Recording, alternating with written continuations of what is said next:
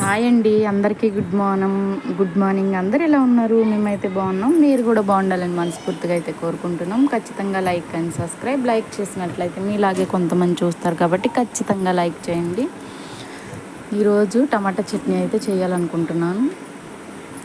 టమాటా, పచ్చిమిర్చి, కొత్తిమీరతో అయితే పచ్చడి చేయాలని అనుకుంటున్నాను. మంచిగా అయితే కడిగేసి కట్ చేసేసి పక్కన పెట్టుకున్నానండి. అలానే ఆ స్టవ్ వెలిగించి పాన్ పెట్టి ఆయిల్ పోసుకున్నాక ఆయిల్ వేడెక్కాక పచ్చిమిర్చి మధ్యలోకి అయితే చీల్చానండి. ఎందుకంటే ముఖం మీదకి తుల్లవని మా అమ్మ అయితే చెప్పారు. అదైతే మంచిగా ఫ్రై అయిపోయాక టమాటా కూడా కట్ చేసి పక్కన పెట్టుకున్నాం కదా, అదైతే వేసేసానండి. అలానే అందులోనే కొత్తిమీర కూడా వేసేసానండి.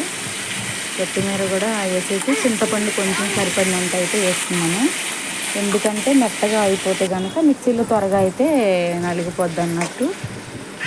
అందులోనే జీలకర్ర వేసేసాను, వెల్లుల్లిపాయలు కూడా వేసేసాను. మిక్సీలో కొంచెం సాల్ట్ వేసుకొని మిక్సీ అయితే పట్టేసి పక్కన పెట్టేసుకున్నానండి.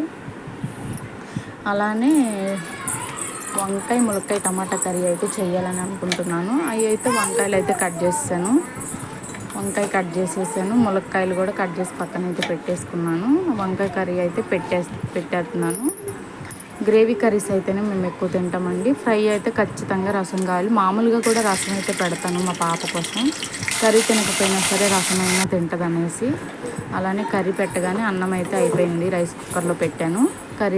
కర్రీ కూడా అయిపోయింది. రసం పెట్టానండి ఆల్రెడీ మా పాప కోసం అని చెప్పా కదా. చట్నీ కూడా అయిపోయింది. ఖచ్చితంగా లైక్ అండ్ సబ్స్క్రైబ్.